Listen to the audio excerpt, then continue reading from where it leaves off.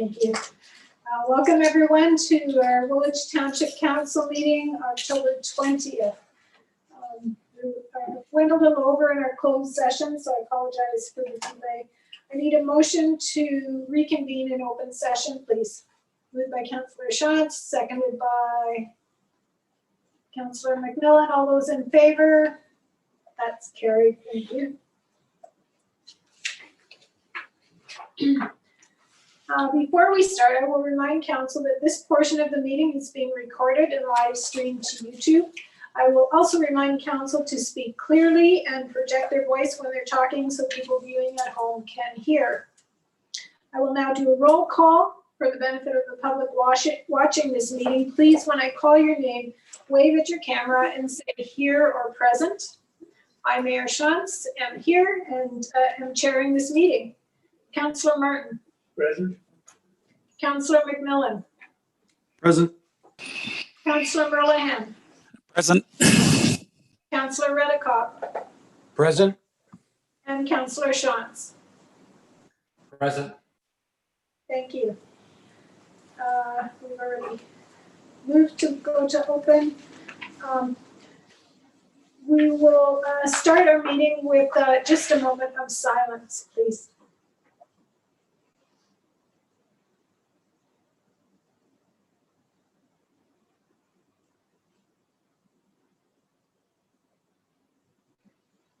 Thank you. Are there any disclosures of pecuniary interest? Councillor Merlehan? Yes, I don't have the report in front of me. It is the 12.2.6, the tender for the lighting at Lions Park. Rigorous is a client. Okay. Thank you. Clerk Connell, can you help me with that when we get to that point? Will do. Thank you. There are no, excuse me, no items to come forward from closed. We have minutes from council September 22nd, from committee October 6th, and special council from October 6th. Is there any discussion on those? Can I have a mover and a seconder, please? Councillor Shantz, Councillor Redekop, all those in favor? That's carried. Thank you. There is no planning public, no presentations. We do have 2 delegations this evening. Before we begin, I'd like to remind all delegations of a few guidelines for participating in tonight's meeting. Please leave your video turned off and your microphone muted until you are called upon to speak. If your microphone is on and you are disrupting the meeting, you will be muted. I don't anticipate that to be a problem. Please be advised that tonight's meeting does not involve a question and answer period. It is at the discretion of the chair to allow or not allow questions. Staff are available for questions this evening, but you don't have the answer to your questions. You have 10 minutes to present to council. After you speak, please wait for any questions from council. Once there are no further questions, please turn your microphone and camera off again. You may leave the meeting after your delegation is done if you wish. If you would like to remain on the Zoom call and watch the remainder of the meeting, you may do so as long as you keep your camera and microphone turned off. Any disruptive behavior may result in being removed from the meeting. So I, again, don't anticipate any of those problems, but we want to just set out the guidelines for you. I'm going to call first on Mary Jane Patterson, Executive Director of Reef Green Solutions, and she has an impact report to present to us this evening. Welcome again, Mary Jane. Good to see you. Thank you very much, Mayor Shantz and councillors. It's great to be here. Also, township staff and any residents that are watching. Would someone on your side be advancing the slides that we sent? Would you like us to do that? That would be great. Is someone doing that? Alex? Or? Yes? Yes, we're getting nods here, so yes. Okay. That's great. Well, in the meantime, I just want to let you know that we're here with our impact report, and that's for the last fiscal year for REAP that just ended that ended just as the COVID pandemic was beginning. So an interesting transition for us. Just waiting to see if oh yes, okay, that's great. Thank you so much for the slides. So I'm going to share with you the impact from that year, and we're really looking back here over 21 years of REAP's work. You have the report, the impact report that we sent. The slides have some of the stats. I'll let you read those, and what I'll do is give you just a little bit of context around each one. As you know, REAP Green Solutions is an environmental charity and social enterprise. Our goal is to help you live sustainably. Could we have the next slide, please? So our newest way to do that is through tree stewardship. And I know that will mean a lot to Woolwich Township because you've been deeply involved in that for many years. For a lot of communities, the majority of their urban forest is on private property rather than municipal property. And if they want to increase the urban tree cover, they have to work with homeowners. And that's where we come in. We're working now with the cities of Kitchener and Cambridge to support residents in planting new trees and learning how to care for the existing trees on their property. So you see our results here so far with just our first year under our belt. The tree planting was held up by the COVID lockdown, and we've just caught up with the backlog this fall and are starting into the new trees that came about from this year's engagement with homeowners. And I just want to mention that I've seen the really neat documentary by Kai Reimer-Watts about tree planting in Woolwich County. And it's so inspirational. It's really quite cool what's been accomplished there over the last few years. So hats off to the citizens of Woolwich Township. The next slide, please. Now we're on to water conservation. On behalf of the region, we provide free water audits for high water use homes. And now for those interested in the region's new water softener plumbing rebate. These were also held up for a few months due to COVID, but we're back at it now with very careful precautions in place. I checked our records, and over the last 4 years of this service, we've come to 40 Woolwich Township houses and installed free water saving measures in 38 of them. And Woolwich residents may be interested to know that there's now a rebate of $50 for switching the plumbing of their water softener to soften only the hot water in the house. We also work with homeowners on saving water outside the home to show how to manage stormwater so it will soak into the ground and restore our groundwater and then doesn't become runoff that pollutes our local waterways.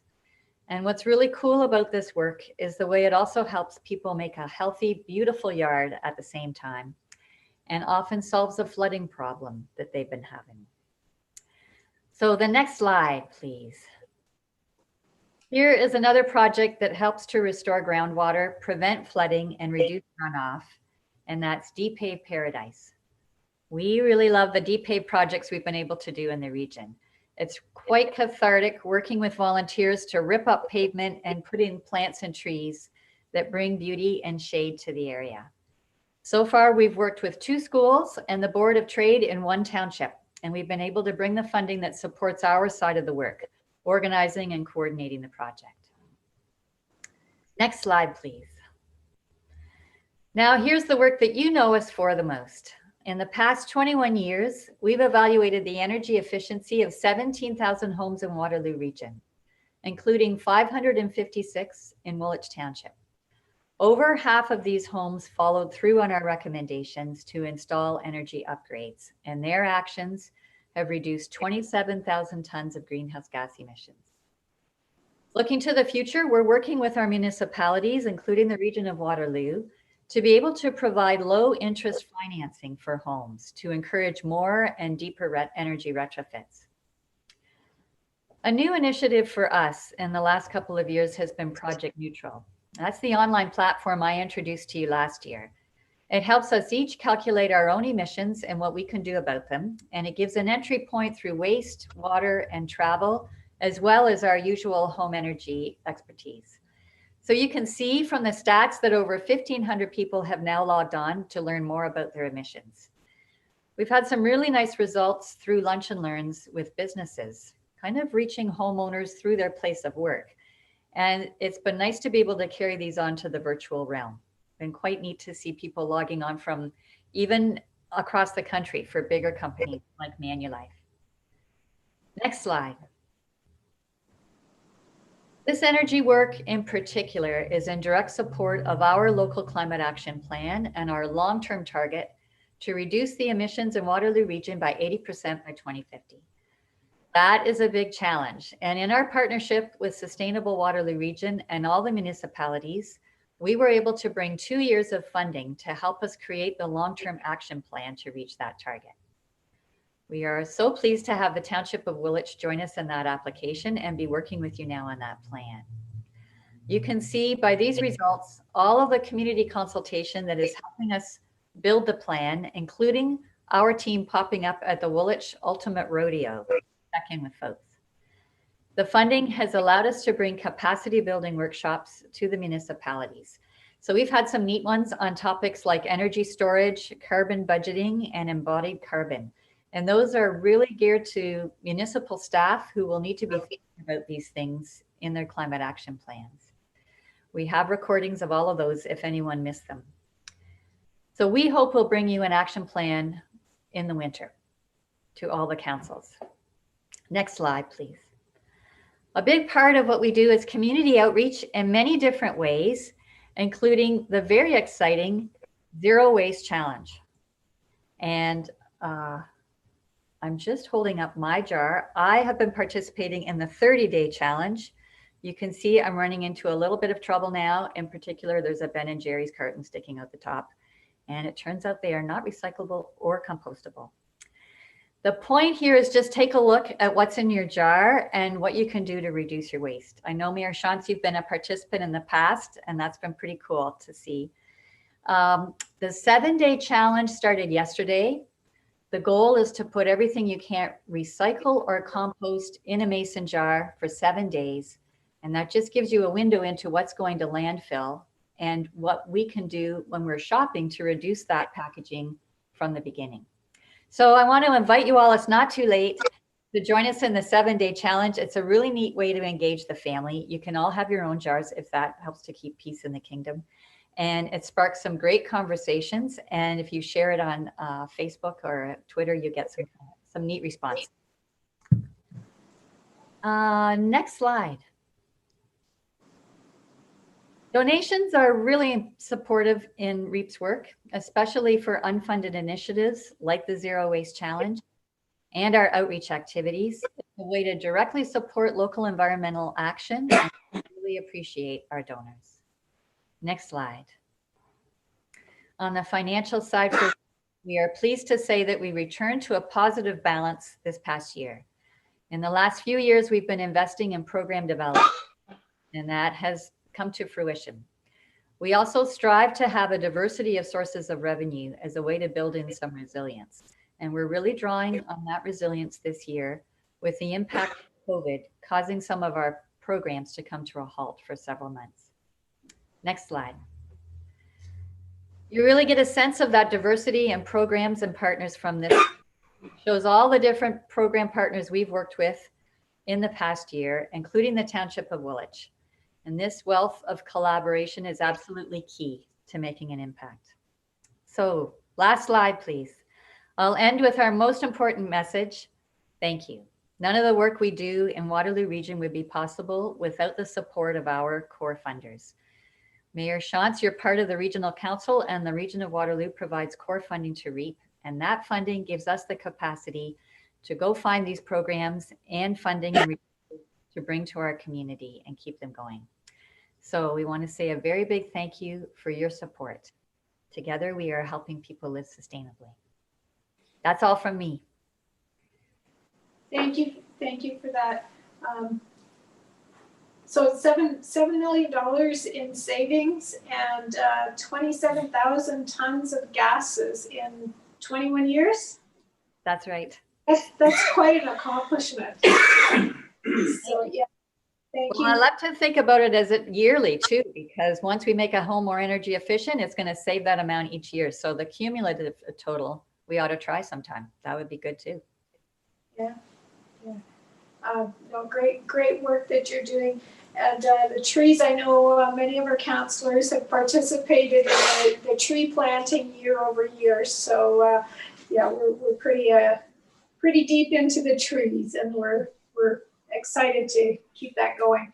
Are there any questions? No, I don't see any. Thank you very much for coming again and bringing us up to date on where things are at. My pleasure. Thank you all. Have a great meeting. Hey, thanks. You're not going to stay? Well, no. Thank you Okay, for the invitation. It's been a long day. that's okay. Okay, our next delegation is Adrienne Carter, Executive Director of Three Sisters Cultural Center. And you have a request to reconsider allowing new grant requests in 2021. Welcome. Thank you. Thank you. Thank you, Mayor Shantz and council members for giving me the opportunity to speak to you this evening. As the mayor said, I'm Adrienne Carter. I'm the executive director of the new cultural center, which is will be where the old Tolman garage was in St. Jacobs. It's the Three Sisters Cultural Center. So I've come to you this evening to request that council reconsider canceling capital granting in 2021. I will quote our Honorable Minister of Heritage, Sports, Tourism and Cultural Industries, Lisa MacLeod. She asked members of Parliament a few months ago, what does your Ontario look like in 18 months? She did that to emphasize the importance of supporting all the aspects of her ministry, as that will lead to not only a strong economic recovery, but it will also create a place where people are proud to call home and want to stay and grow and share it with other people. So I ask you this evening, what does your Woolwich look like post-COVID? Is it a thriving, sustainable community with a diversity of people, businesses and services, with a variety of sports and service clubs, and a blossoming art and culture scene? Or is it a place still struggling to keep long-standing businesses afloat, where the community is merely surviving instead of thriving? I think we need to be prepared for the future. And while it is important to support existing businesses, it is just as important to continue to support new endeavors and entrepreneurship. Creativity and innovation did not stop when COVID arrived. And we want to see a prosperous township, one that will quickly rebound post-COVID. Then we must continue to invest in the future. It isn't enough just to keep current businesses going. That will lead to a stale economy, one that is only surviving and not thriving. Rural communities will be at the front of recovery. It is where people will be attracted to live now that they work from home and they can live anywhere. And it is where tourism will focus its pent-up energy, as people will look for less crowded places to visit. And it will also be a place where businesses will find new life and new opportunities. And we better be ready for them all. And so I'm here as a new member to the community with a desire to provide meaningful opportunities to local artists to create and sell their work. And this will not only benefit the artists, but it will be an economic driver for the community, as they will attract new residents and visitors to Woolwich. Beyond my goal to see artists and culture bloom here, I want to see the township become a leader in rural economic growth in the post-COVID world, and know that Woolwich can achieve this if it continues to foster new initiatives from all industry sectors, as that will attract companies here to start something new. I ask you to support innovation, creativity, and new projects as we navigate these uncertain times, with the knowledge that these investments in capital funding will see great returns, as Woolwich will be well positioned to thrive for years to come. So again, I ask you, what does your Woolwich look like post-COVID? So thank you very much. It's a short little presentation, but there it is. Thank you, Ms. Carter. Are there any questions? No. Okay, I don't see any. Thank you very much for your presentation. And I believe that is coming from recommendations from Committee of the Whole. So we'll see if there's further discussion when we get to that part of the agenda. So thank you. You're perfectly welcome to stay and as long as you'd like. Okay, thank you. There is no unfinished business. There are 2 items to be received for information. Heritage Committee from March 11th and from July 23rd. Are there any, I guess, can I have someone move those, or are there any questions? Councillor McMillan, Councillor Merlihan, all those in favor? That's carried, thank you. Motion that council convenes into committee of the whole. Moved by Councillor Merlihan, seconded by Councillor Redekop. All those in favor? It's carried. So motion that the summary of recommendations of committee of the whole dated October 6th, 2020 be adopted as follows. Does anyone want to speak to any of those items? We have official plan amendment for the Sawmill Development Corp. And Stavanis Developments on the south side of Snyder's Flats Road. Yeah, Councillor Merlihan, go ahead. Through you, Mayor Shantz, basically number 2, the presentation that we just heard. I don't know if we want to have a conversation about reconsidering the direction that we gave staff last meeting about accepting new grants. I don't know. I'm open, I guess, to looking at that at budget time again. I don't know about. I don't know. We're not looking at a whole lot of money in the first place, but if somebody else, if anybody else on council would be leaning that way, I could probably be persuaded to go along as well to reopen that up and see what kind of applications come forward. I think we only have 3 items, is that correct? So the final 2 are both on the grants. So why don't we do number 1, and then we'll move on to 2, 3, and if anyone wants to discuss those. So the first one is the official plan amendment for Sawmill Developments. Can I have a mover and a seconder on that? Councillor Shantz and Councillor Martin, all those in favor? That one is opposed? No, that's carried. Okay. So then 2 and 3 are both regarding grants budget decisions. So the motions that were passed at council were that we direct staff to not advertise for or accept any new grant applications for 2021. And that we defer further consideration respecting 2021 grants for the 8 agencies pre-approved in an earlier budget year to the 2021 budget discussions scheduled for January. So Councillor Merlihan, you've already said your piece. Did you want to say anything else on that? Not really. I mean, you know, life will go on. There will be things that we want to push ahead. You know, I'd still like to see the greening initiatives things happen. I mean, these are conversations to have during the budget time, but there's certainly a lot of intangible things that it's pretty easy. I guess when, you know, faced with a lot of complications, I suppose, with our future budget.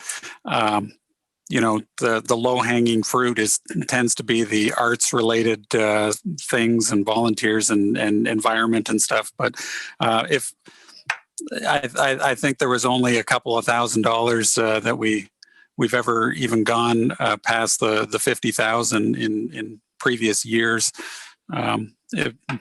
I don't know. I would be open if any other member of council would want to reconsider that position. So are you suggesting that we would just open the grant application process up as opposed to closing it? Yeah, more or less. I mean, I'd still like the second part. But yeah, we're going to be talking about it at budget, and that's when the decision will be made. But I would be open, yeah. Okay. Councillor McMillan and then Jones.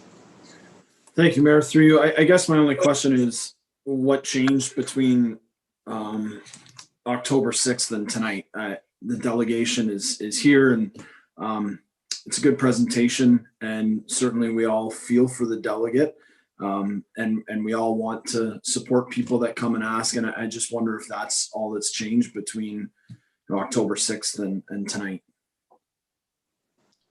Are you asking Councilor Merlehan?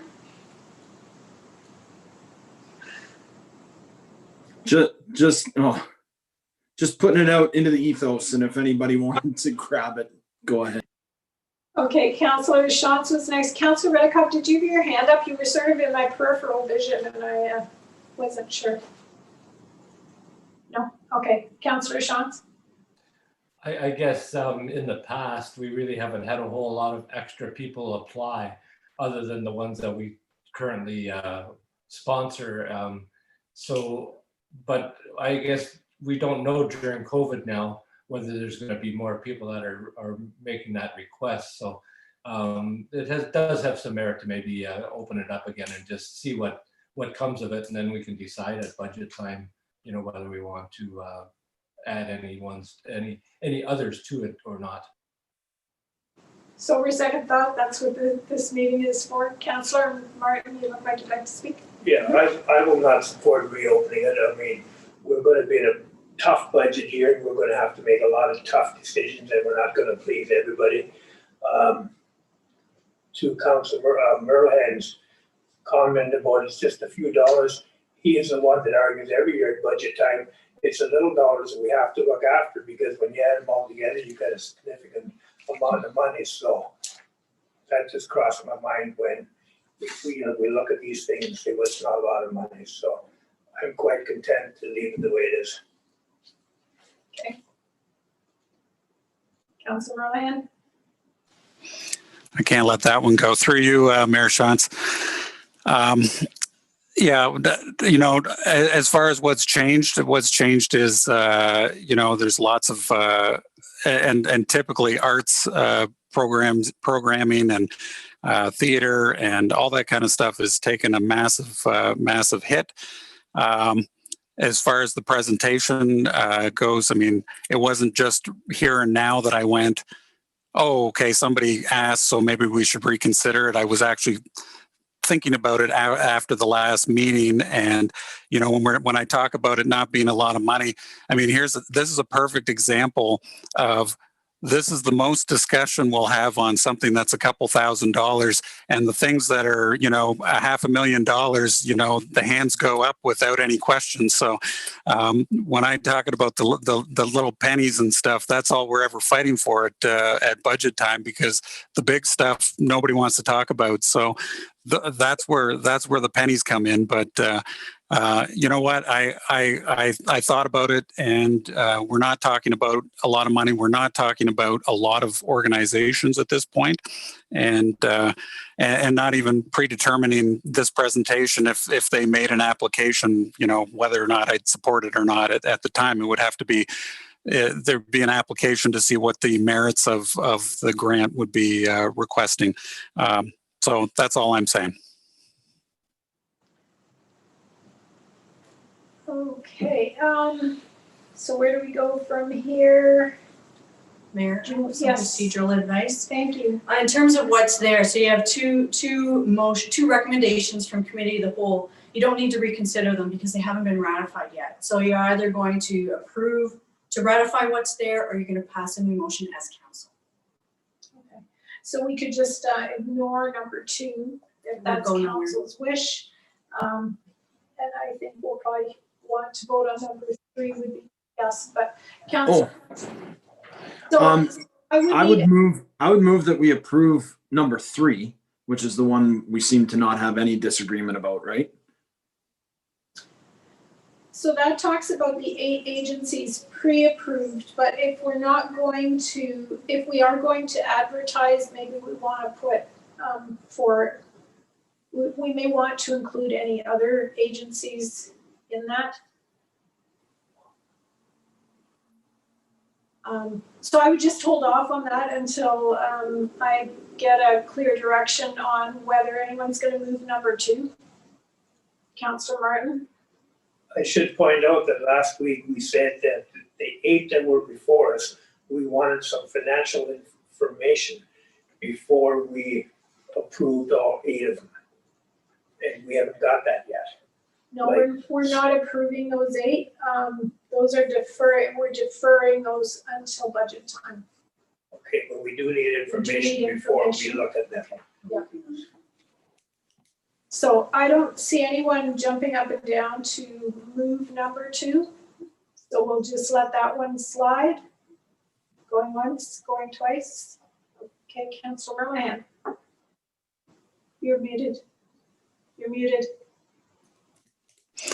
Sorry, just if we don't move it, then it's gonna go away. Is that okay? Then I put my hand back down. Okay. All right. So we're going to leave number 2 and we're going to move on to number 3, which is deferring consideration of the report respecting 2021 grants for the 8. So how do we want to word that then? Earlier budget year. So what kind of direction do we need in terms of, Mr. Patrick, are you still on there, the line somewhere? Jeff? Yes, Madam Mayor, one thing I could suggest is in the report that I presented on October 6th, there was an option to call for the 2021 grant applications, which is our standard process. I think that maybe what council is looking for us to do, if you do want us to do that, we can. We will probably be a little later than normal, but otherwise that will be a standard call for grant applications. Council would then consider all grant applications during the budget deliberations and are under no obligation to approve or grant any of them according to your policy. So if that's sort of what you're interested in, you could pass a motion to that effect. Okay. Thanks. Councillor Shantz. Just clarification then, will the 8 that we're pre-approving or semi-pre-approving, would they have to reapply, and would that give us the information that Councillor Martin is asking for? Mr. Smith? Thank you, Madam Mayor, through you. Staff have already started reaching out to the 8 granting agencies that have or that received annual grants before, and we're still waiting to hear back information from them. Any discussion is up to council at budget time. So you are not obligated to approve those tonight. You're not obligated to approve them at budget. It's up to your discussion. So I would need someone to move that we open the grant application process and that we will consider all applications, whether existing or not, as part of the budget process. Is that a good summary? Yes. Councillor Merlehan, you're moving that? Seconder, Councillor Shantz. Any further discussion? Councillor McMillan. Yeah, thank you, Mayor Shantz, through you. I think what Councillor Merlehan said made a lot of sense, and I was happy that he answered that it wasn't just the delegation tonight, that this was something that had been thought about for the last 2 weeks, and I think that that opportunity to pause and reflect and reconsider is an important one. I do hope that we are able to make the decisions that we need to make, on October 6th, when there's nobody in the meeting, that those decisions, the same decisions get made, on October 20th, when there are people in the meeting room that are actually impacted by our decisions, and so that we can consider the people who are impacted by our decisions, even when they're not in the room. And I'm not questioning, Councilor Merlehan's answer at all in any way whatsoever. But on a different note, hopefully we can make that decision like the impacted people are sitting in the council chambers all the time, whether they are or not. I'm going to call the question that Councillor Redekop, did you have something to say, or were we I would just say that I'm all in favor of arts funding wherever it is in the township, especially in St. Jacobs. But I also agree with Mr. Martin or Councillor Martin about it's going to be tough decisions around budget time. So I'm open to the to this motion, but I just wanted to state that it's going to be a difficult year. Okay, thank you. Yeah, just for clarity, we're opening up the application process. We're not necessarily approving any grants that will be part of budget. All those in favor? And opposed? That's carried. Thank you. Staff reports and memos. Regional Council composition, final endorsement of status quo. Clerk Hummel. Thank you, Mayor. I am on the wrong page. Hang on, just one moment, please. Thank you very much. The memo in your council packages provides background and a proposed resolution asking council to consent to the current regional council composition to allow the region to achieve triple majority support, all explained in the information attached. And that motion is that you consent to the composition for regional council for the purposes of fulfilling the triple majorities outlined in the regional report dated October 14th and our own report dated August 25th. Are there any questions? Councillor McMillan? Yeah, sorry, not a question. Just when this originally came to our table, there was something right at the end. I had my hand up, but I think my internet cut out. And I'd just like to go on the record to say we need to do something to reduce the number of elected officials in Waterloo Region. And I understand I'm not going to vote against this. You know, we talked about it and we're going to vote in favor of it. But we have too many elected officials in Waterloo Region and we got to get rid of some. There's no reason why we need so many direct elect positions. We can have representatives at the region, just like our regional representative is elected in Woolwich and then does a great job serving us at that table. There's other places that could happen as well. So I'm not going to not support this because we've already gone through it. I just didn't have the chance in the first meeting when it came up. So I wanted to grab this chance now. Thank you. I would make the point that if you look at the salaries of all of the councillors in the region and compare them to some of the other regions that have less councillors, I think it will look favorable, at least in any of the comparisons I've done. It has. Councillor McMillan.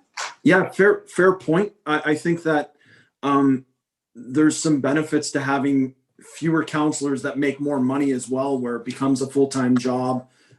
You open up the opportunity for people, young families, young professionals that can then do that job. You know, we're in a situation in our township where we've got, you know, the opportunity because it's smaller to maybe have some people that are still working, but I don't necessarily think that having full-time people, less of them, and then having full-time people isn't a good thing when it opens up the field to have different type of representation. So your point's a good one. I think there's a counterbalance to that as well. Okay, Councillor Merlan. Yeah, this isn't going to be popular, but back when Woolwich Township had 9 representatives, the level of debate was much feistier. It actually, this conversations about whatever subject, whatever report, there wasn't always this unanimous decisions. There was a lot of people opposed, and the representation for the residents is significantly better. And really having more different voices at the table is a benefit. Having you know, 2 professional politicians representing Woolwich, I mean, they're bringing 2 viewpoints. It's hardly you know, very good representation of our community. Here we've got 6 on our council, and you know, even so, we're not really representative of our community. But But I think more when part-time politicians in their community, I think is a greater benefit. And the scrutiny of reports and decisions is just going to be that much more involved and considered when you have more people at the table. Councillor McMillan, Real quick, yeah. where we're going, but it's an interesting conversation, so I'm gonna give you a few minutes. I just want to say I agree with Councillor Merlehan. I was speaking more about in the cities where I think there's overlapping positions, and I think finding a way to knock them down where you don't have so much overlap. I don't disagree with anything that Councillor Merlehan said. Okay, we're in agreement. That's good. Would someone like to move the recommendation then, please? Councillor Merlehan and McMillan, all those in favor? And, sorry, Murray? I said there isn't a recommendation. Yes. Yeah, we're consenting to the current composition of regional council for the purposes of fulfilling the triple majority as outlined in the regional report and our township report. Page 45. Oh, yeah, here. Yep. Okay, well, I'll call the question now that Murray's with us. All those in favor? And that's carried, thank you. Okay, awesome. Just put it in a spot where I didn't expect it. Yeah. That I did. Okay, drain 2 maintenance additional work. Deputy Clerk Smith. Thank you, Madam Mayor. Since the last time I brought a report forward on Drain 2 maintenance work, the drainage superintendents with Woolwich Township and Mapleton Township, where the drain crosses into, have been working together, and they found additional documents that would allow us to do additional work on Drain 2 this maintenance period, if council wishes to do so. The work doesn't need to be done, and both drainage superintendents believe it would be good to do the work. What we're recommending then as staff are to exempt the additional maintenance work on Drain 2 from the requirements of the purchasing bylaw and confirm that MRH Construction Inc. Can complete the additional work. And then we're also recommending that you pass a bylaw in the form attached to this report to authorize the additional maintenance work. With that, I'd be happy to answer any questions. Questions? Councillor Shantz? Yeah, just wondering what changed from the first report. Is all of this being done in Mapleton Township then, or is it additional work in our township as well? Thank you. Through you, Madam Mayor. The additional work is in Woolwich Township, but there were documents and work that our drainage superintendents did together to allow for the additional work to occur. For the purposes of billing landowners in Mapleton Township, I guess I could tell you the total cost of the project would increase to $24,550. And for the purposes of billing landowners in Mapleton Township, I would be looking at 15% of costs being billed to landowners in Mapleton and 85% of costs being billed to landowners in Woolwich Township.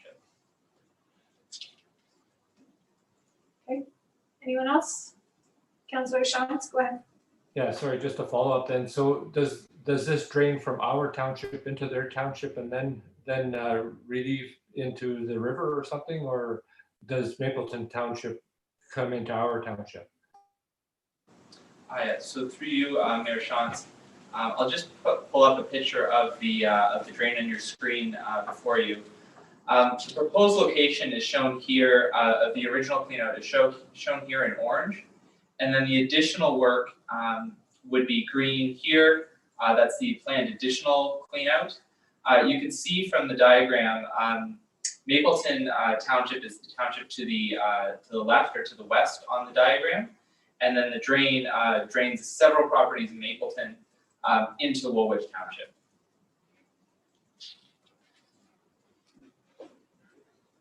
Okay.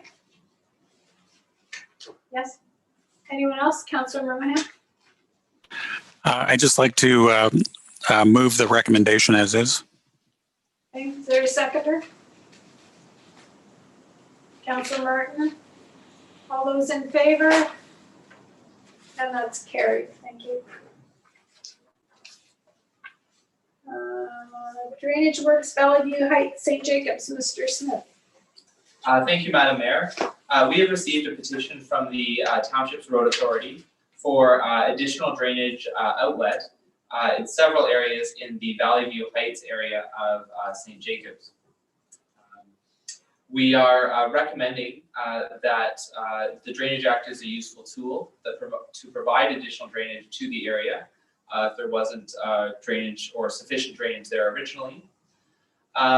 If council wishes to approve the petition, you can appoint an engineer. For expediency's sake, staff have reached out to Joel Miller at the firm K-Smart Associates. He's the engineer that is working currently in Breslau for the Breslau Drain 1 project. Mr. Miller and his team are very skilled at these type of projects in urban or urbanized areas of the township. And we have asked, and he said it would not delay or negatively impact his work on Drain 1. So for expediency, we're also recommending that you may wish to appoint Joel Miller, the firm K-Smart Associates, as the engineer to produce a report. If you wish to do so, you require an exemption to the purchasing bylaw. If there are any questions about drainage specifically, the Director of Infrastructure Services, Jared Bouquet, is here to answer sort of more technical questions. But with that, I'd be happy to answer any questions about the Drainage Act. Questions, Councillor Merlehan. Hi, through you, Mayor Shantz, to, I don't know, it might be for Jared. The Valley View subdivision is like pretty much a brand new subdivision and they're still building on it. Wouldn't drainage issues, coming from that subdivision still be on the developer at this point?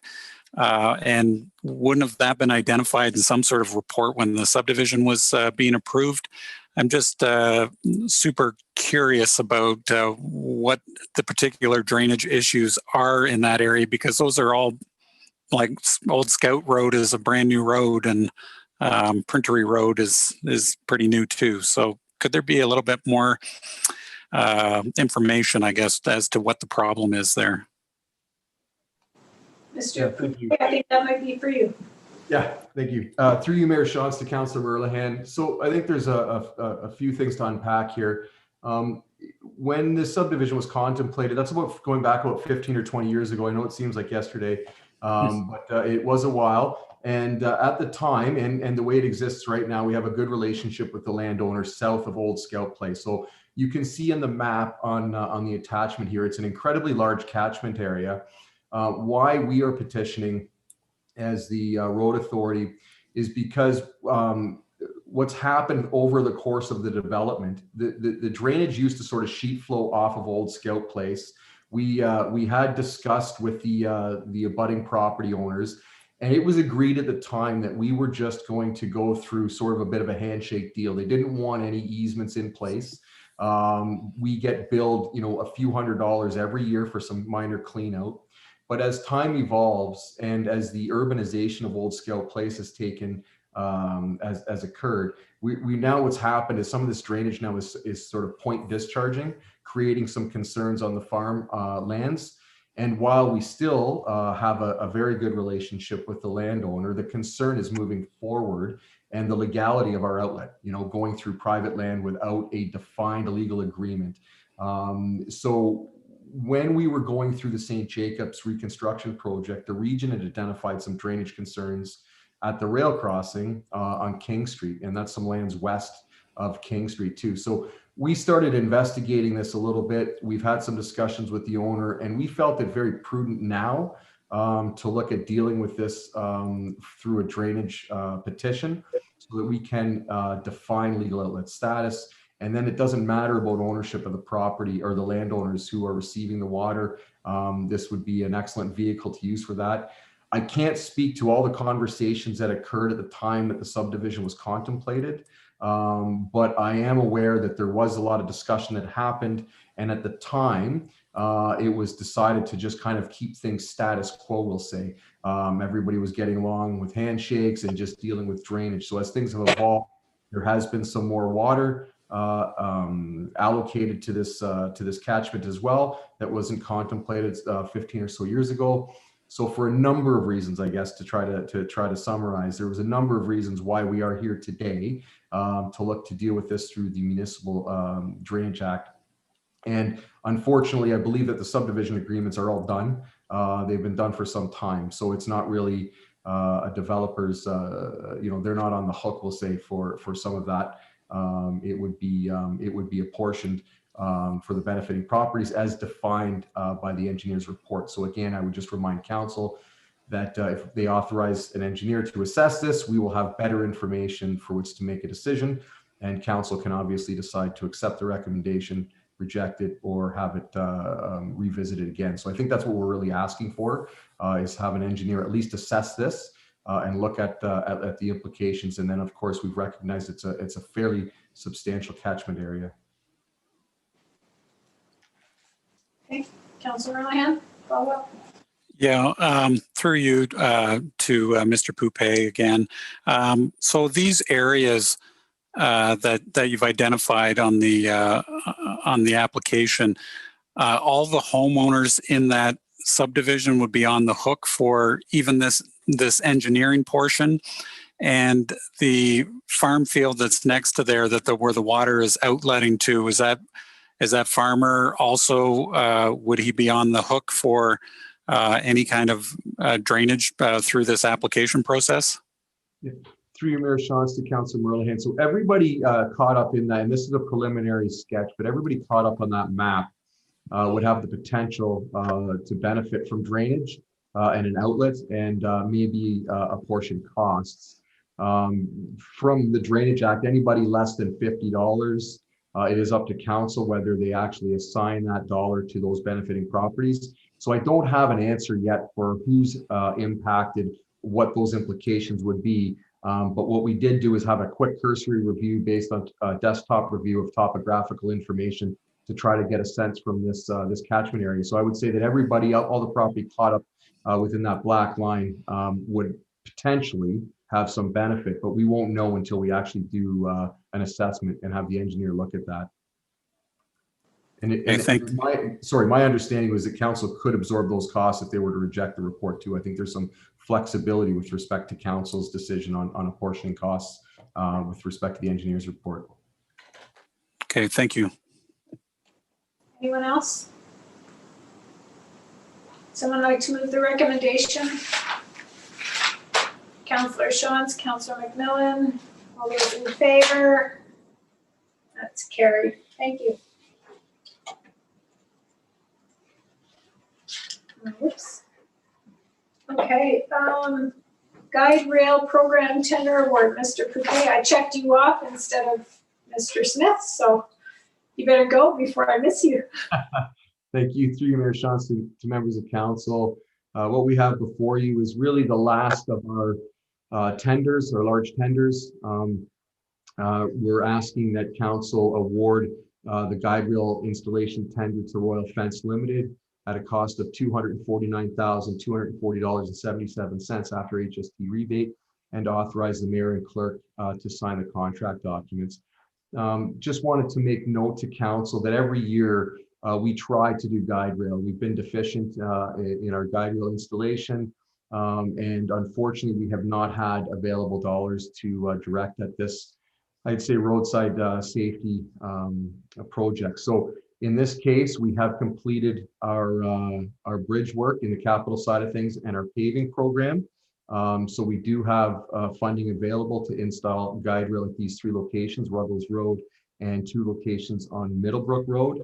The importance here is that we've just undertaken some significant capital dollars. Ruggles Road was paved last year, and then this would sort of cap off that project by having the guide rail installed. And Middlebrook Road was just recently paved this year, so this would be a perfect end to that project as well, just to finish them both off. So with that, I would be happy to take any comments council may have. Questions, Councilor McMillan? Thank you, Mayor. Through you, thank you, Mr. Poupé, for the report. With respect to the point where we've struggled to put up guide rails, my question would be, is there a list of places that need guide rails and we're kind of falling behind on that? Is there liability there if we've got a list of places that need guide rails and, you know, as a council, we're not funding that? If somebody drives off the road there, are we opening ourselves up to liability? And I guess what's the process, you know, how we get from no guide rail to guide rail? Thank you. Through you, Mayor Shantz, to Councillor McMillan. So, yes, it's a funding issue.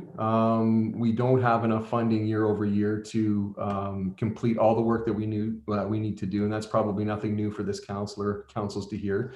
We do have a deficit in that regard. Every 2 years, we have to do an Ontario Structural Inspection manual update. And that is really where we find the guide rail assessments done by the consultants. They go out and look at all our bridges, our culvert locations, anything 3 meters and larger.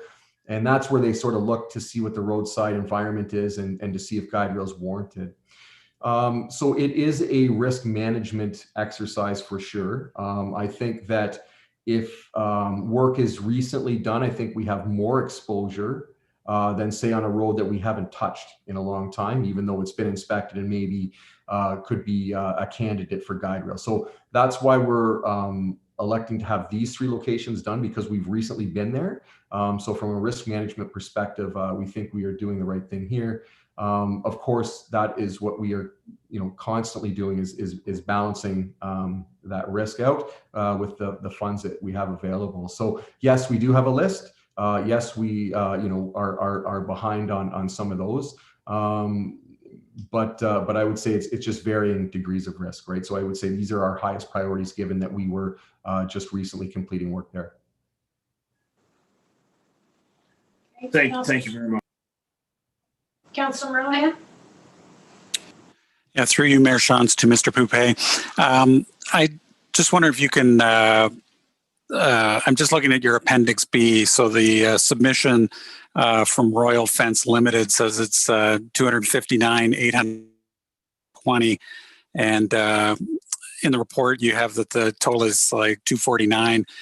There's a little less than $10,000 difference in what their submission was and what you have on here. I'm just wondering if there's a story behind that, or if there's just a typo somewhere.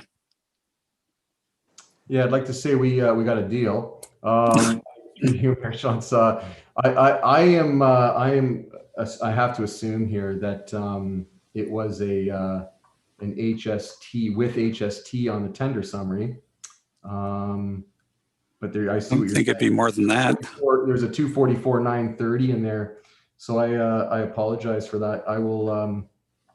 I don't have a good answer for you on the difference between the dollar amount that Royal Fence we have in the report versus what was on the tender value. Does that make a difference for? I mean, I want to get the guide rails, fixed up. It is a typo. That magic of texting is amazing. So I assume then okay. So what we have confirmed, I can confirm here, is that the summary table in Appendix B is inaccurate, and the dollar amount listed in the report is correct. So if council does move the motion, then we will have the correct dollar amount in the report, and we would look to revise that summary table. Okay, thank you. Is the correct amount $249,240.77, or? That's correct. Yes, that's correct, Ms. Jones. Yes. Okay. Anyone else? Would someone like to move the recommendation, and it's written up with the right number in here? Councillor Merlihan, seconded by Councillor Martin. All those in favor? And that's carried. Thank you. Electric vehicle charging stations. Mr. Vanderhoff. Hello, through you, Madam Mayor. So not a whole lot to contribute here. This is a project that was brought forth before council in 2019. And since the funding was approved and we were awarded the grant, it's $20,000 for 2 stations. So since we've had additional quotes received for the work, and they came back much higher than anticipated. So we are hoping to use $40,000 in funding that council had approved for greening and infrastructure, and then also some additional funds from that same source in 2021. So happy to take any questions. Questions? Councillor Shantz and then Councillor Ryan. Thank you. Through you to Thomas. When this report came to us in 2019, I requested that we would put these stations out in the corner somewhere at the WMC. And I see it's right there at the front and center, and that doesn't please me very much, because I don't think they should be at front and center, because then people can't park there if they don't have an electric car. So I would like to move to a corner in the back corner somewhere, because the cars are probably going to be there for a while. Yeah, through you, Madam Mayor. So at the WMC, they will be to the north of the building, so north of the parking lot, kind of where, yeah, the northeast corner. So they won't be right up front by the front entrance, but they will be in the front row. And then at St. Jacobs in the parking lot there, they're tucked in a corner there as well too. Yeah, I think that we also want to, 10, 15 years down the road from now, there's likely to be a lot more electric vehicles on the road. And this is a program that's, looking to encourage people to purchase electric vehicles and bring their EVs to the WMC and St. Jacobs. So the front row being the row closest to Snyder? Yeah, so do you know where the new CHP is? So up near that corner, the new CHP unit at the northeast corner of the building. So closer to Lions Hall. Okay. Okay, Thank so you. it's not where the circle is there then. Sorry, what's that, Larry? It's not where the circle is on the drawing. It's more over in the corner, you say, by Lions Hall. Yeah, it's a little bit north of that circle, correct. Up where it says Elmira Sugar Kings. Okay, that's better. Thank you. Sorry, I just used the same drawings that Ryan Tucker brought forth in the previous report. So. Councillor Merlehan? Yeah, through you, Mayor Shantz, to Thomas. You might have to jog my memory, but in 2019, I could have swore the grant that we were talking about was more than $20,000 for 2. I kind of, and I could be remembering this wrong. It seemed like at the time it was like 25,000 like per charging station that we talked about. And I guess my other comment is, that was a year and a bit ago, and I would have thought that as more EV stations are coming online, that they would come down in price rather than going up from what initially was said. Can you just comment on any of that? Yeah, so I guess the first report that was brought forth in 2019 by Ryan, I did review that, and that, to my knowledge, it was just the $10,000 per station. Okay. So I'm not sure if there's been any change there, not to my knowledge. And then the increase in cost. So the increase in cost is due to the locations. At the Woolwich Memorial Center, we're running from an electrical room inside the building all the way, across the sidewalk, across the entrance road, and then up to the parking lot. So there's significant civil costs there. And then with the fire hall in St. Jacobs, it's a significant run as well too. We're running from the corner of, from the second floor of that building all the way across 2 entrances on Water Street. And there was a little bit of a requirement for some electrical upgrades at that location as well too, because the panel is full. Okay, just as a follow-up, did you look at potentially different locations that maybe were closer to electrical source, less infrastructure in the way? Or was there a process to that? Yeah, so I guess when this project was handed to me, those locations were suggested. There was a few others within the township as well too. So the region was hoping to have a station at the St. Jacobs Library, as well as the airport as well too in Breslau. And a couple of their proposed locations were canceled. So the library was canceled, for example, because we have a sidewalk on that side of the road, and it was just too difficult. There wasn't the road allowance there to put it. As for our selections, we wanted to choose locations that, were popular destinations, areas where people might worry about, their EV batteries and whether they can make it to and from. So the WMC was just kind of a natural choice for us there. And then St. Jacobs Lot as well too. We did, just kind of contemplate some other locations, but nothing really jumped out at us the same way. Breslau was an option, but there's not we don't get the same numbers at that facility as these other locations. Yeah, okay, sorry. I just meant within Elmira and St. Jacobs, and at the WMC, but just somewhere else that was closer to the source, rather than running up a lot of costs on changing the infrastructure. But that's fine. You don't have to answer anymore. Thanks. I think the two prices we had originally were for a slow charge or a fast charge, maybe. I think we had seen two prices on those. Did anyone else have their hand up? Councillor McMillan?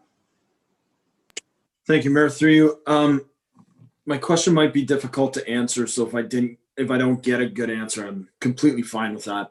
Are staff still excited about this opportunity, or is this like we're so far down the river that it's too late to jump out of the canoe? I think, when we started talking about this, I mean, like you said, it's more money than we thought. And I wonder, using this much of the greening infrastructure levy, is this the best place? Are we getting the best bang for our buck with carbon trade-offs? And who are we helping? When we're talking about plug-in hybrid vehicles or plug-in EVs, they're expensive. These are going to be, the wealthiest people that come through our township, and we're further helping them out with a free charge. I'm just wondering, is staff still excited about this, or is it just a matter of, we've passed so many hurdles and now it ends up being more, and we've just got to kind of bite the bullet and finish through on? Through you, Madam Mayor. So it is not too late at this point. We have not signed, the agreement has not been signed with the region. So that's the last step. Actually, we kind of brought this report forth as they're hoping to get some signatures. I think we are still excited. I think it's it's something that we're going to need to do in 5, 10, 15 years. So right now we have this funding opportunity, $10,000 a station. Why not take advantage of it? And I think that everyone throughout the region, we're kind of hoping to grow this network. All the other townships aside from North Dumfries is moving forward with their stations. So yeah, we are excited. I think it's a great opportunity. I think there's no better time than now to do it because the funding is available and the region is spearheading the project. So. Thank you very much. Councillor Martin? Thank you. For me, I think I would ask the same questions that Councillor McMillan asked. We are spending an awful lot of money here, and if I vote against it, I'll get shot probably. But I like to get value for our money, and I don't think we're getting value here. It's just way too much money. I like to see when private businesses use initiative and put these in. Our new restaurant in Conestoga had 3 stations in and parking spots. I was glad to see that. And I would sooner see that type of thing than we as a township spending a lot of money on this. But that's just my opinion. Anyone else? Or mover for this recommendation? I would take that. Councillor McMillan, seconder. No one wants to second it. Councillor Merlehan. Is there any further discussion? I'll call the question. Councillor Shantz. Was it quick? Yeah, you got to speed up a little bit. I guess I'm in the same boat. I guess are any of these stations able to be charged for using the station at all? Is that an option? Yeah, you threw Madam Mayor. So yes, both stations are charged for use stations, correct? So is that credit card then? Yeah, so the exact stations themselves, there's two brands that are kind of common throughout the industry, has not been selected, but that is typically the route is via credit card or debit. Thank you. Ms. MacArthur, did you want to weigh in? Or I could wait till council finished asking their questions and then provide some feedback. okay, Councillor Merlehan? Yeah, I just wanted to echo Councillor McMillan's feelings about the situation. I kind of, when I was reading the report and the money and all that kind of stuff, I was a little bit uneasy. But when I was reading it, if I felt like maybe we were at the point of no return on this. On the other hand, I'm not sure what other projects we have in the wings for greening, and you know, this is an inevitable type of the charging stations are going to become more and more useful over the coming years. So I'm going to continue to support the charging stations this time around, but I do understand your feelings about it, considering the times that we're in. Okay. Any other discussion? Ms. MacArthur, did you want to weigh in before we vote? No, that's okay, Mayor. Thanks for. Okay. Councillor Shantz.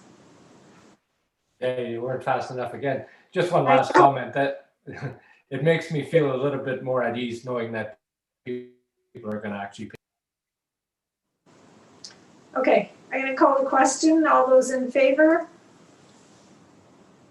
Opposed? That's carried. Thank you. Tender for Lions Park Light Tower Foundation replacements. Mr. Vanderhoff, you're up again. Yeah, you threw Madam Mayor. So this is a project that's kind of been in the works for the last couple of years. We've experienced some significant plumb issues with the four towers, specifically at Lions Park. The foundations were not poured properly years ago, and there's significant drainage issues at that field as well too. So first priority was to deal with the drainage. We've done that. Second priority was not something that we were really anticipating, but the geotechnical investigation was required for the towers to be CSA approved. So we had that work done, and now we just received all the bid submissions for repouring of the four towers on the west soccer field, west of the soccer field. We received 4 submissions. 2 of those, as I highlighted in the report, did not display any experience with this type of work in their proof of ability submissions. So we have decided to recommend Rigorous out of Elmira to have the work completed. We're hoping that we can have the work completed this year if the weather cooperates and gives us a week window. If not, unfortunately, it has to be pushed forward into 2021, but it's something that we need to get addressed sooner than later. So with that, any questions? Thank you. Questions? Councillor Shantz? Yeah, how old are those towers? I thought we just did some work on that recently in that part. So we have done a little bit of work on those towers to replumb them as best we can. We did release a tender in 2019 for replacement of the light standards at the ball diamond, and that came in $225,000, and we budgeted $200,000. So we decided not to proceed with that project last year. So there hasn't really been any significant funds invested in the lighting in that park as of recently. Anyone else? Councillor McMillan? Thank you, Mayor. Through you, are these lights going to fall over? With some of the pictures that you include in the report, there's a pretty aggressive lean on there. Is that one of the concerns? So the concern is them falling over. We've had 2, to my knowledge, in the last few years come down, and those have been replaced. Part of the issue with those is, as you can tell from the images at the bottom, is how much the foundations have heaved. Some of them have heaved over 12 inches. So due to the freeze thaw cycle. So. Okay. Any other questions? I think you're moving the recommendation, Councillor McMillan. Is there a seconder? Councillor Redekop? All those in favor? And that's carried. Thank you. Other business. Mayor's report on regional matters. 2 things I thought I would talk about. I was able to visit Fisher-Hallman site that the region is working on expanding Fisher-Hallman Road.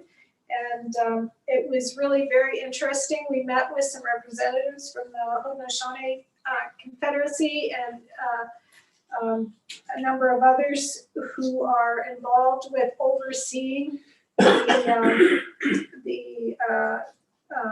excavation of artifacts there. And it's quite extensive. They've got at least 5 very big, long houses. And so it looks like that was quite a settlement at one time. It was a neat thing to see the pieces that they're digging up, and just sort of goes to, I guess,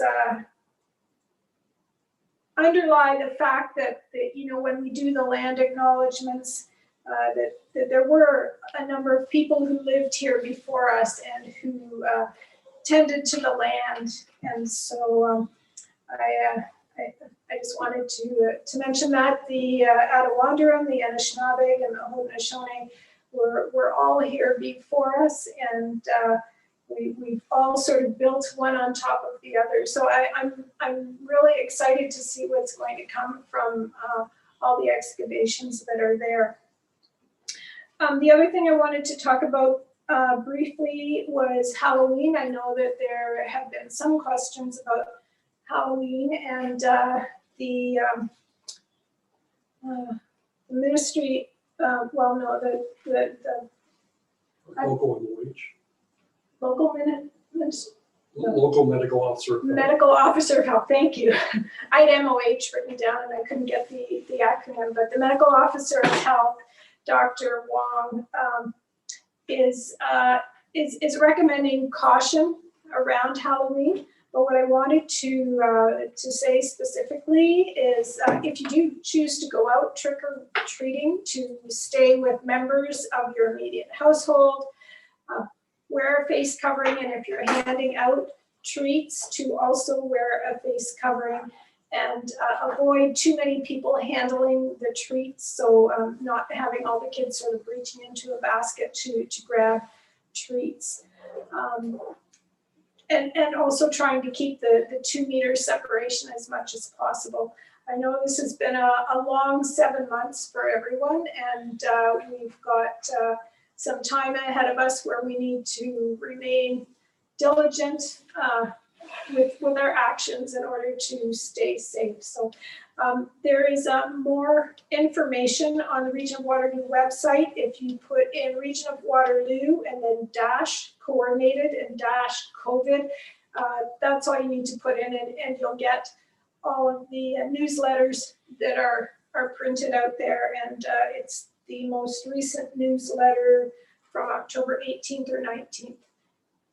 So I encourage you to go there to look for any more information. Are there any other reports from councillors? Councillor Merlihan?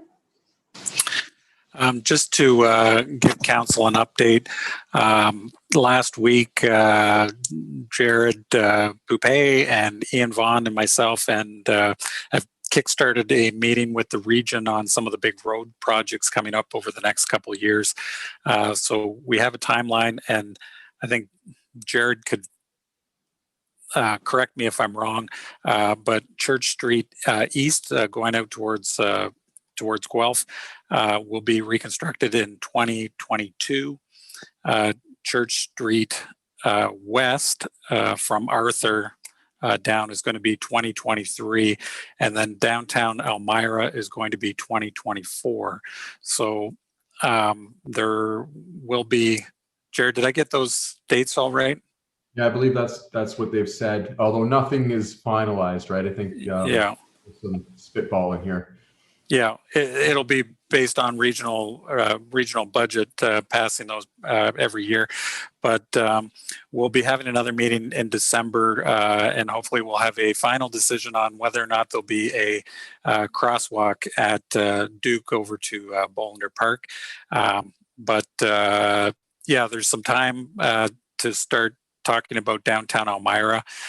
It looks like it's going to be a little bit bigger of a reconstruction. Originally, it was kind of a shave and pave on the road, but there's opportunity to do some other things. So we have some time, but in the meantime, I've requested that that the road be looked at. To fix up a lot of the spots. It's still in really bad shape, and I imagine in 4 years from now it'll only be 4 years worse than it is now. So they're going to look into that and see if they can put that on the list of roads to clean up for next year. So I can update you again in December when we meet again on Church Street East. Thank you. Councillor Merlihan or Mr. Poupé, either of you, did they talk about the crosswalks at all? Like of anything that needs to be done there? I think it's the crosswalks. It's, as you know, it's really hard to walk on some of those, and we get some elderly people or someone with a little bit of a handicap, and that it's really dangerous. So I don't know. Did they talk to you about that, Pat? Yeah. Yeah, we brought it up, and we kind of pushed for our next meeting that they would make a decision. And at this point, they need to have a conversation with their traffic road people at the region. Apparently, the numbers don't all match up to what regional numbers need to be for a crosswalk. But there is some discrepancy that they can use at the project level because of the splash pad and the park and the uses that are used there. So we'll have we said we got to make a decision on this because it's been going on for years back and forth. And just from a maintenance perspective, Mayor Sean, yeah, just we'll make sure we get on top of that as far as any holes or any filling in that has to happen. But I think there is going to be a discussion through the reconstruction project about what Woolwich wants to see at those crosswalks, and I suspect it won't be those pavers that are existing today. Yeah, but if we're looking 2, 3, 4 years down the road, we really need something done to make sure those are safe in the short term. Agreed. Okay, thank you. Oh, sorry, Mayor Shantz. I thought you were talking about that Duke Street one, but yes, we did talk about the pavers. Yeah. Yeah, that on mine. Okay. Anything else, council? No.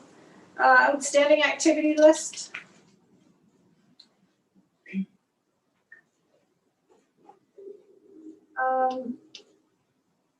Motion that the council. Is this a motion that the council of the Township of Woolwich reschedules the Monday, November 2nd committee of the whole meeting back to Tuesday, November 3rd? Yes, we had some discussion around the US election and whether we should change it. So we had made a motion to switch it to the 2nd. Councilor McMillan. I'll move it and apologize for wasting everybody's time. Sorry, everybody. Is there a seconder? Councillor Shantz, all those in favor? That's carried. Thank you. We'll try to get a running commentary at our November 3rd meeting, okay? A motion that the Council of the Township of Woolwich participate in a special joint council meeting with the councils of the townships of North Dumfries, Wellesley, and Wilmot on Thursday, October 22nd. That's this week, commencing at 6 p.m. by teleconference and live streamed to the Township of Woolwich YouTube channel to receive project progress updates for information from KPMG about the Townships of Waterloo Joint Service Review. And that is our YouTube site that it's going to be live It's streamed. gonna be on Wilmot's, but we can share links to it. Okay, They're hosting. yes, that's why I was Yeah. questioning. So, but it will be on our site. So if someone wants to watch it, they would go to the Township of Woolwich site and there would be a link. Correct me if I'm wrong, but they go to Wilmot to watch it live and us to watch the recording the day after. So it'll be live streamed on the Wilmot live stream. Can I have a mover and a seconder for that? Moved by Councillor Monahan, seconded by Councillor McMillan. All those in favor? That's carried. Thank you. First and second reading of the bylaws. A motion the following bylaws be introduced and read for a first and second time. And we have maintenance repair of municipal drain 2, official plan amendment 37, the Sawmill Development Corporation, zoning bylaw 5586, also Sawmill Development Corporation, execution of lease agreement for the Wyatt Street Municipal Parking Lot, a bylaw to authorize execution of an agreement with Royal Fence Limited for guide rail installations, a bylaw to authorize a license agreement with the Regional Municipality of Waterloo for construction and installation of electrical vehicle charging stations, and a bylaw to confirm all actions and proceedings of council. Moved by Councillor Shantz, seconded by Councillor Redekop. All those in favor? That's carried. Motion that Committee of the Whole rise and report to council. Moved by Councillor McMillan, seconded by Councillor Shantz. All those in favor? That's carried. Motion that council confirms and adopts proceedings of the Committee of the Whole. Moved by Councillor Martin, seconded by Councillor Redekop. All those in favor? That's carried. Does council wish to take any action on any of the items of correspondence? Councillor Monahan? Yeah, through you, Mayor Shantz. The 14.4 County of Wellington resolution about the aggregate assessment methodology from MPAC, I thought was fairly relevant, but I would like to ask a question through you to Mr. Petherick to see what kind of impact there would be. I know there aren't that many gravel pits in Woolwich Township, but I certainly would support some of our neighboring communities with that message over fairness. But could Mr. Petherick maybe tell us what kind of impact that would mean for Woolwich Township if gravel pits were assessed their fair share as an industrial rate?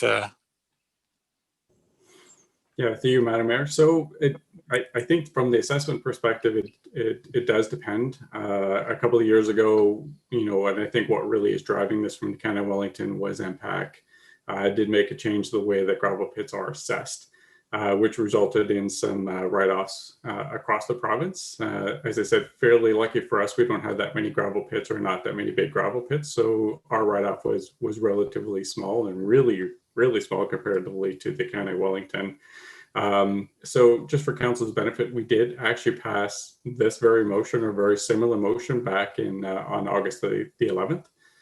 So we already actually have done our support for it. And I think the reason why I would say the reason why us as council or you as council did that was more with regards to we don't know what could be coming up We do have gravel pits, with capital paving potentially one of them. So there could be some larger pits that may come into the township, and making sure that they are assessed fairly is definitely something I think is a benefit for all the property owners across the province. Okay, thank you. I guess we don't need to do anything then. There are 3 public notices listed on the agenda. There's a notice of hearing Committee of Adjustment, October 26, 2020 at 4:30 p.m. A notice of planning public meeting, November 3rd, 2020 at 7 p.m. And a notice of planning public meeting, November 10th, 2020, also at 7 p.m. There's no notice of closed meeting, no notice of motion. I would entertain a motion that the following bylaws in the hands of the clerk be read a 3rd time and finally passed, and that they be numbered as bylaw number 70-2020 to 75-2020, and that they be signed by the mayor and clerk and sealed with a corporate seal. Moved by Councillor McMillan, seconded by Councillor Rohan. All those in favor? That's carried. And unless someone else has something else, I would entertain a motion to adjourn. Councillor Shantz, Councillor Redikoff, all those in favor? And that's carried. Thank you very much. And in closing, don't sign off just yet. We've got to take a minute.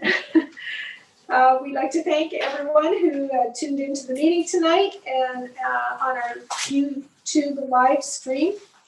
Council members and staff are reminded to stay connected until the live stream has stopped. And I will say good night to everyone. Thank you for a good meeting.